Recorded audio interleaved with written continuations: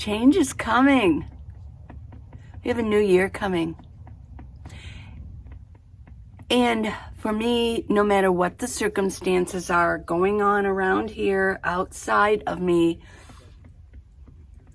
I want to make a difference. I want to make things happen for me this year. There's a few things I got in mind that I want to do. I'll keep them here until I do them. Sometimes it's better to keep it hidden and keep things inside. Because once you release it out, it's like letting it go. I want to keep it in here and keep it to myself. And I want to make some changes in my life this year. Well, for one thing, this year I'm turning 70. Wow. I mean, it does sound, wow, 70 years old. Who would have thunk it, you know? But yeah. So that's a big change. But in here, what I'm doing, and y'all can do what you need to do, but this is what I'm doing, is I'm not letting any numbers affect me at all.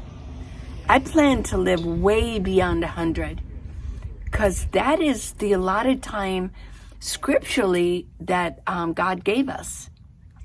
I mean, like Methuselah, wow, he was 900 and some years old. But there came a point in scripture where God said, man is now appointed 120 years. So I don't know why we seem to think that, way back, people used to think 50, ooh, that's so old. I've seen television series about different eras, like from the 50s. And wow, women thought if they were 35, they were over the hill at 35. Now, those are like little young pups, aren't they? So I plan on living a long time. I have longevity in my family. My grandfather on my paternal side, he was a couple months shy of 99. My father just passed away, my dad. He was 94 years old. So I take after my dad mostly as far as like physiologically. Yeah, I always took after my dad. I mean, we had the same little things going on in our lives physically. Yeah. So big changes coming up, 2023. I always heard that whatever you do New Year's Eve is what you're going to do for a long time, for like the next year. So watch what you do New Year's Eve. Don't get drunk or anything like that. Whoa, yeah. Don't be drinking too much. I'm not a drinker. How about you? Let me know if you were a drinker in the past, or you're a recovered alcoholic, or you want to be a recovered alcoholic. You know, I've mentioned in the past that in the night, sometimes I get the strangest comments in the middle of the night. And so what I suspect is that people have been drinking and then they comment, yeah. So, oh well. One thing I am going to do this year is, it gets better and it gets better, but I'm not going to get my feathers ruffled at all by what some of the comments say. But that doesn't mean I won't call them out. Oh no, I may do some of that. It's okay. A lot of us nomads, or a lot of us YouTubers do that. My daughter and I, we watch all kinds of YouTube channels and all different subjects. And my daughter has followed a couple of families for years. There's a big channel. They got started early. But it's just their life. She's seen some of the kids kind of growing up. But yeah, some of them, they call out bad comments. They'll just call them out on the channel and say, hey, listen to this. Making fun. I mean, it's a YouTuber's revenge. But I'm not going to let my feathers get ruffled this year. That's one of my goals. Yeah. I'm going to do more camping too. My main goals I'm keeping in here, and I'll let you know when I do them. But yeah, I like change. I love change. I love to switch things up. That's my personality. I know and every once in a while somebody will say, just recently somebody said, Now that's the Lee I remember. I love that Lee. Please do some more of on whatever it was. Well, the thing is with me is I do switch things up. I don't keep things stagnant. I like to talk about different subjects because I'm not just a nomad. I don't just, I live in my van and I'm just going to talk about that. No, I have lots of interest and skill and talent in my life. So I'm so interested in life itself. You know, one thing that I've actually been interested in, and it's some of the things that I'm interested in now was not taught to me when I was younger. One thing is mechanically. When somebody works on my car, I always appreciate when I can go watch. But you know, a lot of these mechanical garages, they won't let you get in. They say for insurance purposes, which I believe them, but there are some that will let me in. And I want to see what's going on, and so I can ask them questions. Well, what does this do? What I like to see is when they get my car up on the rack and I get to go under there and look. I'm going to see what's under there. Has any of you ever really seen what's under your car? What it looks like underneath? It's amazing. Those are all the things that are holding everything up, right? All the wheel parts and the steering and what do they call it? The chassis? I'm winging it here with some of the words, you know. I know that there's bushings under there, and I thought bushings, somebody said, well, we need to change your bushings. Well, here to find out there's all kinds of bushings going on under that car. And they do different purposes, you know, that hold things up. So that's something I'm very interested in. I always want to watch them. How about you? Do you? Some of us girls, we weren't really taught the mechanics. I always wonder how guys know so many mechanics. And I've asked guys before, I go, well, how did you learn this? And he goes, oh, us guys, we always just kind of hung out and would tear things apart in our cars. I'm like, wow, okay. But I do like machinery. I mean, I learned how to sew, and I sewed young. Like when we had home ec in school, we called it junior high. Now they call it middle school. Our junior high started in 7th grade. I know in Arizona, middle school starts in 6th grade. So, well, we had home ec, and I think the first one semester we had to, or the first year, one semester we had sewing. And I remember we had to make, I think it was a skirt. And then the second semester was cooking. And I don't know if you guys remember, but when I was born and raised in northern Ohio, near Port Clinton, on Lake Erie. And what we did was, especially at Christmas, we had to learn how to cook and things, but we made cookies, Christmas cookies. And then what we did was our class we would invite all the teachers. We make them coffee and then bring them and serve them cookies, Christmas cookies, things like that. It was fun. So the first year, I think we made a skirt because that was a little easier. Then the next year, I think in 8th grade, we had home ec. We had to make a blouse. We had to do that. I think maybe the blouse was a little more difficult. And then we had cooking again. Well, I was pretty good at sewing because I already did sew. My mom was an avid sewer, and she had Singer sewing machine. And I would just watch her. I always watched my mom cook, and then I watched her sew. I would just sort of stand beside her and watch her do it. I'd watch her, and then on the table, she would cut the patterns, things like that. She made me clothes. I remember once I get into high school, it was like, ooh, why are you making me clothes? Why don't we just go buy some clothes? Go get it at the department store. A nice one, yeah. But, and so and then I started learning to make my own clothes. I made skirts because when I was in high school, we had to all the way through where I grew up, all the way through, we had to wear dresses and skirts. We could not wear pants. Wait a minute. I think in the senior year, I think they kind of brought it down a little bit, relaxed, relaxed a little bit. It's not like we're not going to be girls if we wear pants. I mean, weren't trousers, they were wearing like Katharine Hepburn on them. They were wearing like these trouser pants in the movies. Yeah, in the 50s. So anyways, yeah. Maybe it was just really strict where I grew up. But bringing back a little memories, and if you're younger, yeah, this is the way it was back then. But even though I'm going to be turning 70, I'm very young at heart. I like to keep up with current things. I have always liked to keep up with anything internet. In fact, in my senior year, I took one of the first computer classes. I did. I was very good at math. I wanted to take a computer class.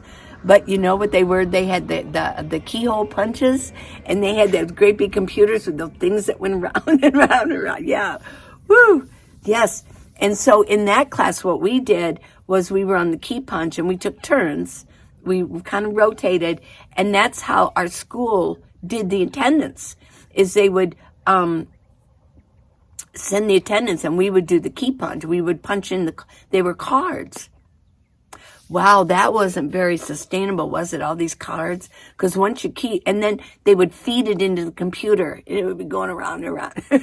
And then spew out a report. What was it? So we took we did the attendance report. So yeah, I think I was a little bit ahead.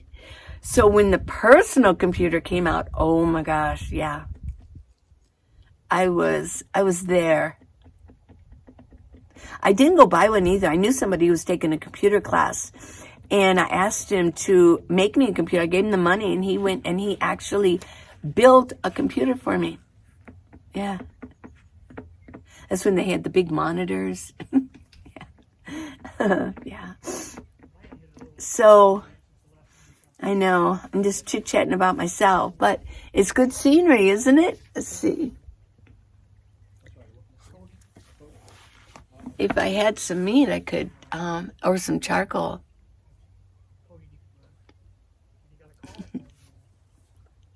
I love it out here. Ever since I've been in Tucson, I've always come out here to the desert. And then when I became a nomad, I would come out here almost every couple of weeks and just sit out here. Now, there's a lot of people out here right now, but I used to go out here and there'd be nobody out here. Nobody. I was the only one. There was only one time I was a little bit nervous. I was sitting in my van, and that gazebo right over here, some guy went out there, and he was really doing a lot of martial arts, which is cool. But he looked, I don't know, for some reason my instincts told me, just stay in the car, wait till he goes, then go out. Because it was just him and I out here, and I was just a little nervous. So, but I'm sure he was fine, but I just thought, better safe than sorry, right? But this has always been my spot, especially this picnic table right here. Very nice. Let's look over this way, yeah. Look at those mountains. These are called the Rincon Mountains. There's like 5 or 6 different mountain ranges all around Tucson. Tucson is in a valley.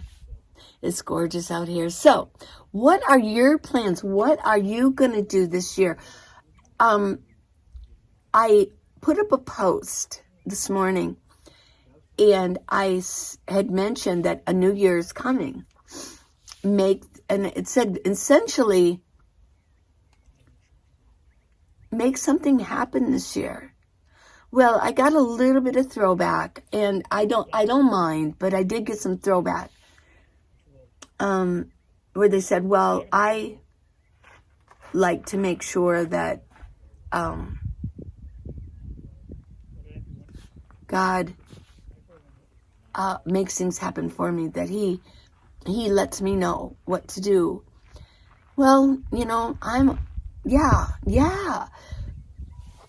But are we making anything happen? Maybe He's already told people what to do, and they're just sitting on their hands. They're just sitting on their hands, and they're not doing it. I think a lot of people aren't really moving. Make movement. Make things happen.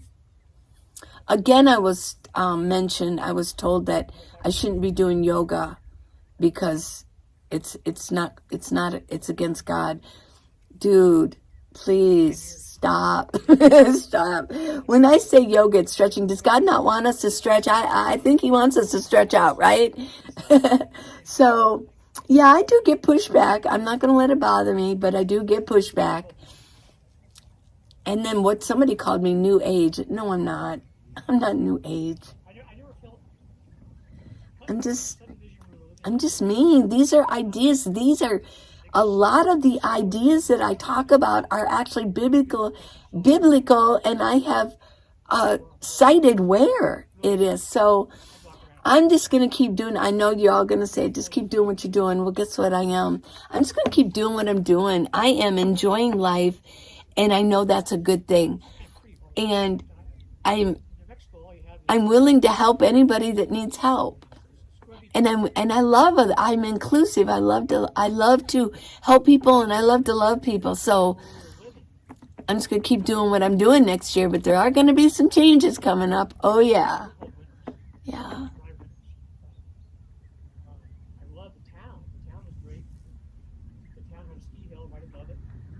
There's two people talking over here.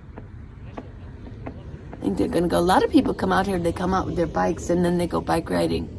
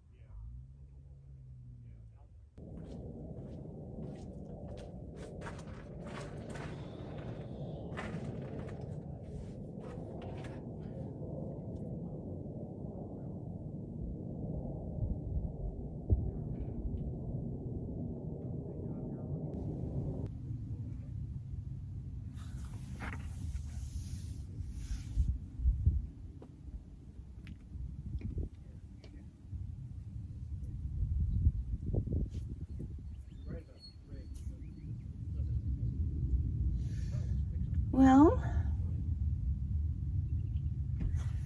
it's a nice little moment of silence, huh? Little moment of silence. I hope you guys have a really good Christmas is coming. Hope you have a good New Year's too. It's going to be a good year. If you haven't, go ahead and join Minivan Lisa's Nomad Life Facebook group. I will ask you to please put a picture. If you're new to Facebook, put a picture up. It doesn't have to be you, but put a picture up.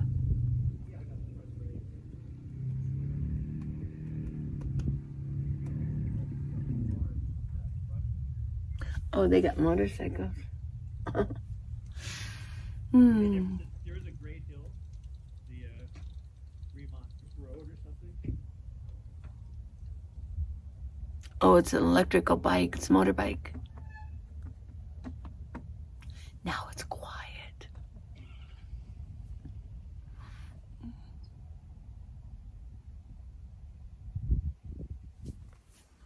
See if we can get a little more scenery in here.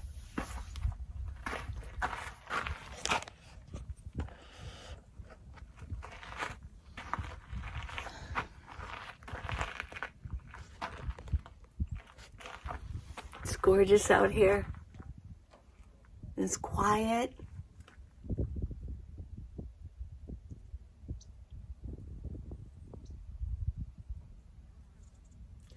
Well, y'all, I love you guys. I'm having a good time out here alone. Solo van life. Yeah.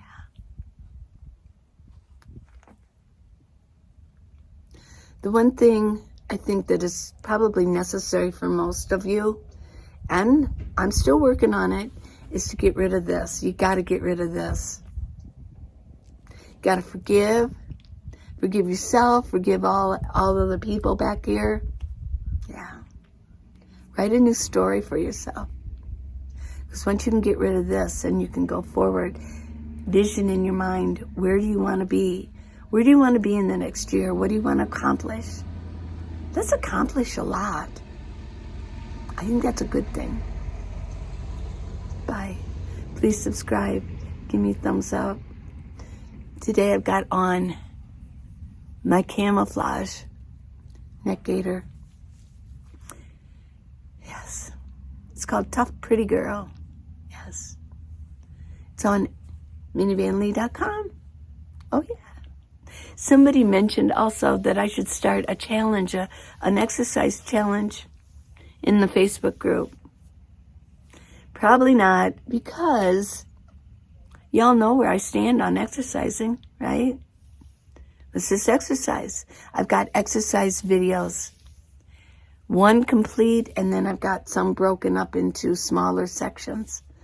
One would be stretching, and one would be like weights, things like that. So, minivanlee.com. Go check them out. Bye. Love you.